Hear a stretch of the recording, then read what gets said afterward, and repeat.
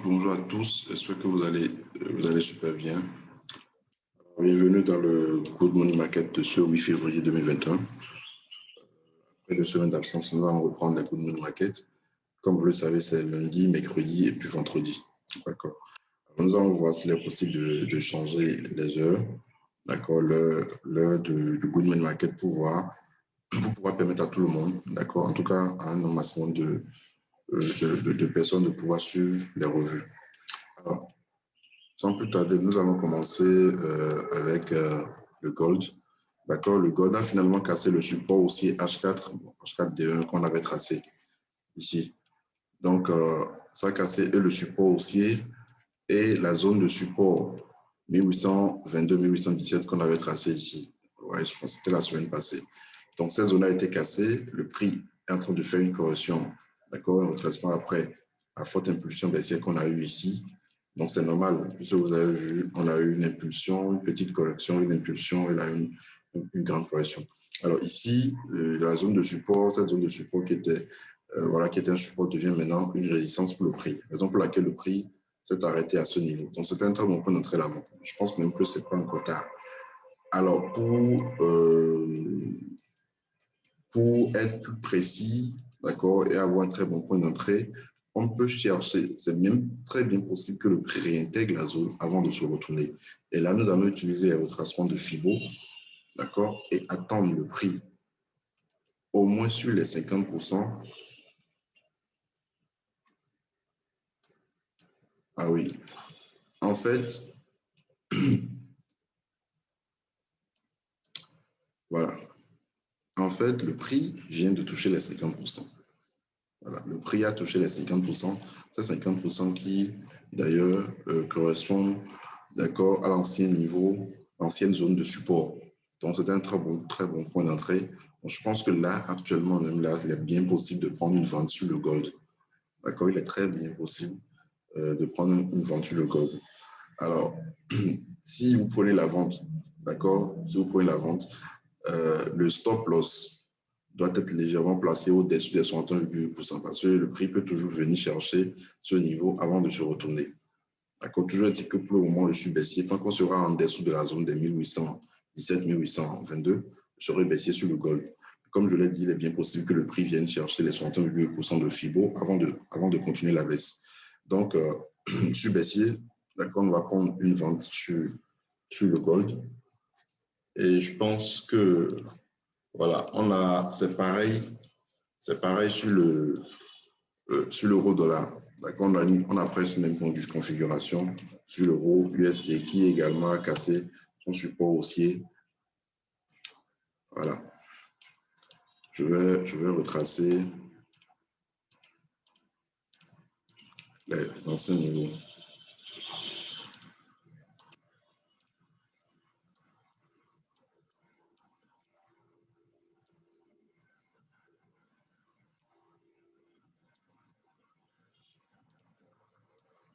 Voilà.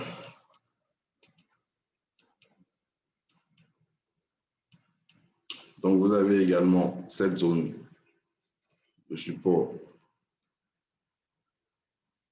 ici, d'accord, qui devient résistance et qui représente également les 50% de retracement de Fibo, je crois bien, sur le dernier mouvement d'impulsion baissière. Le dernier mouvement d'impulsion baissière a démarré ici. D'accord, ça a commencé ici, ça va arrêté ici, on a le retracement. Le prix vient, d'accord, ça s'arrête sur les 50%, très bon point d'entrée à la vente. Bon, j'avais pris hier soir à l'ouverture du marché, donc c'était un sell limite. Voilà, un sell limite. Et toujours ici également, stop au-dessus des 68%. Alors, toujours est-il que ici, vous avez la possibilité de tracer cette tendance baissière à ce niveau. Donc, ce qui fait que la limite, d'accord, le dernier espoir pour vous, d'accord, c'est cette résistance baissière ici. Donc, même si vous prenez la vente ici, d'accord, que ça ne vous étonne pas. N'oubliez pas que les fibres sont utilisés pour vous permettre de prendre une position sans attendre forcément le retour du prix sur la droite de tendance. Ça peut être tendance haussière ou baissière, n'oubliez pas. Donc, c'est pas parce que vous avez une tendance baissière qu'après impulsion, le retracement ou la correction se fera forcément sur la droite. Donc, le prix peut ne pas venir toucher la résistance baissière ici et continuer sa baisse. Donc, ici, d'accord, je suis baissier. D'accord, mais toujours est-il que vous ne devez pas, en tout cas, tant que le prix sera en dessous de cette résistance baissière, vous devez chercher plutôt à prendre une vente sur l'euro USD. Et là, je pense qu'on est plutôt baissier. Voilà. Donc, je continue la baisse sur l'euro dollar. OK. Alors, je vais continuer avec un instant.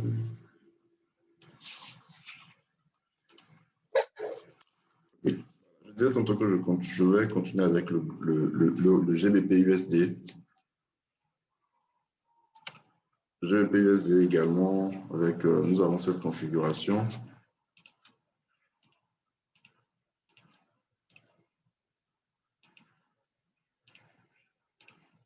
Voilà. Alors, la configuration, c'est cette résistance que vous avez ici. D'accord? Cette résistance qui sera un très bon point d'entrée pour la vente sur le GBP USD. Alors, ici, c'est les 1,3759, nous disons 1,3760.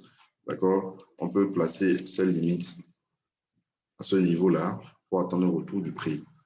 Un retour du prix sur le GBP USD. Voilà. Donc, c'est à surveiller. C'est à surveiller. Ouais, voilà, c'est à surveiller. Donc, c'est un plan que vous devez surveiller dans la journée. Oui, c'est bien même possible de mettre cette limite et puis voilà, de mettre le take profit, le stop loss également. D'accord, mais toujours il faut bien surveiller ce niveau-là. L'effort pour voir qu'on ait un retour du prix. Là, vous avez vu, c'est une résistance qui a été touchée plusieurs fois. Voilà. Alors, je voulais également vous parler du CAD CHF.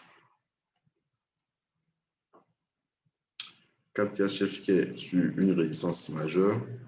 Là, je suis sur le graphique H4.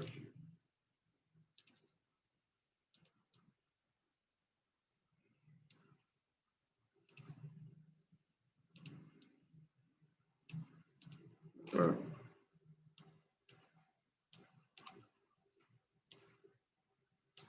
Donc, bon, on a un semblant de triangle ascendant.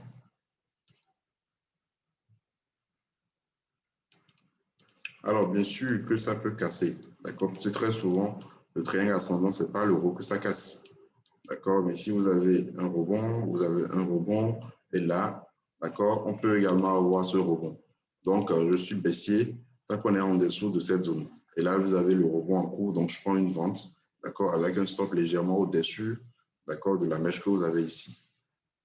Ça voit un peu. Donc, là, je prends une vente sur le 4 sur baissier, d'accord, avec un premier TP sur ce niveau, ce sommet qui devient maintenant support, d'accord, un deuxième TP légèrement bas ici. En tout cas, toujours que l'objectif final, c'est le retour du prix sur la borne inférieure du triangle ascendant. D'accord, sur le triangle ascendant. Voilà. Maintenant, s'il arrivait qu'on ait une cassure, une clôture au-dessus de cette zone en H4, alors là, voilà, ça peut nous donner le tempo pour la suite, c'est-à-dire un mouvement haussier. C'est possible. Mais pour le moment, nous avons le rebond en cours, d'accord, donc on peut bien prendre la vente sur le 4 CHF. Voilà. Je voulais parler de... Un instant, je vais rapidement... Voilà, de NZD USD également. Alors, sur le NZD USD, nous avons un triangle symétrique.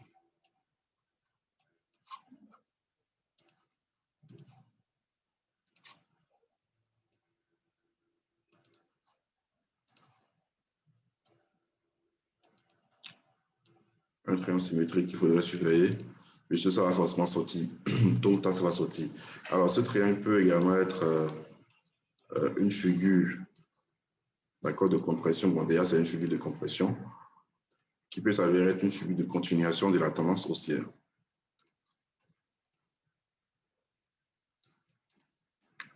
Alors, un instant, je vais supprimer les anciens niveaux.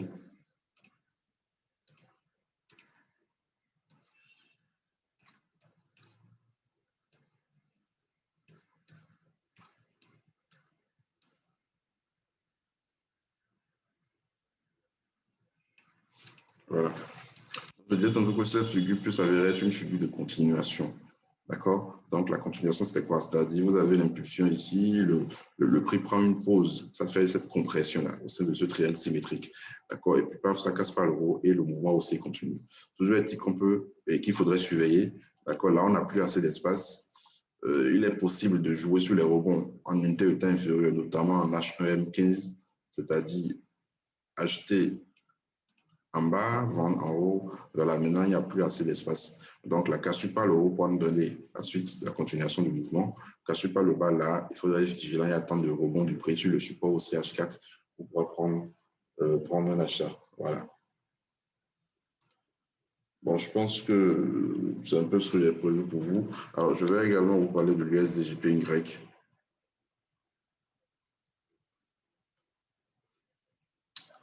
l'USDJPY qui a cassé, si vous vous rappelez, notre biseau descendant. Le prix est venu, ça a atteint un objectif important ici. Voilà. Et là, vous avez un rebond en cours. Bon, là, c'était le vendredi qu'on avait pris la vente. Le vendredi passé, on avait pris la vente ici, sur l'USDJPY. D'accord? Donc là, c'est le break-even, en fait. Break-even. Si ça revenait à toucher le break-even, donc on sortira à zéro. On va voir s'il y a possibilité encore. Mais là, ce ne serait pas bien de prendre la vente à ce niveau. Il faudrait attendre et revoir si le prix va venir dans la zone ici pour prendre une vente. En fait, le truc, c'est de chercher à prendre position avec un très bon ratio. D'accord? Prendre sur un très bon point d'entrée, en fait. Alors, si ça casse la zone avec une grande partie du corps de la bougie au-dessus de la zone, là, ce sera une cassure. Mais toujours est-il que, bon, voilà, vous savez très bien que je préfère beaucoup plus les rebonds, d'accord, aux cassures. Voilà. Donc, je vais finir avec le BTC. Alors, le BTC, d'accord, a rebondi. La zone qu'on avait tracée, si vous vous rappelez très bien, d'accord, on a eu le rebond dans la zone ici. Là, nous sommes aux environs de 39 000. Là, maintenant, il faudrait surveiller le plus haut, d'accord, sur le BTC.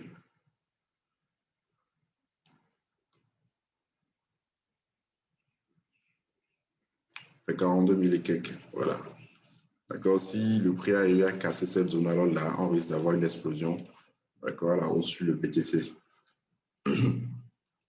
Alors, je vais voir un unité de temps inférieur. Ici, en H1.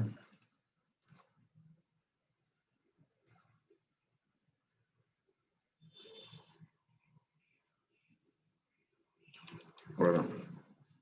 D'accord, donc bien possible d'avoir un rebond sur ce support aussi pour vous donner un point d'entrée à l'achat. D'accord, en fait, le truc, c'est qu'il ne faut pas acheter parce que c'est en train de monter. Il faut toujours chercher un bon point d'entrée à l'achat. Donc, il est bien possible que le prix corrige d'abord sur ce support avant de repartir. Donc, ce qu'il faudrait maintenant surveiller, là, je suis sur le graphique H1. Voilà. Ce qu'il faudrait surveiller, c'est le rebond du prix sur le support aussi que vous avez ici en H1 pour un très bon point d'entrée, d'accord, à l'achat. Voilà, pour la zone de la résistance majeure que vous avez, le 42 032 ici.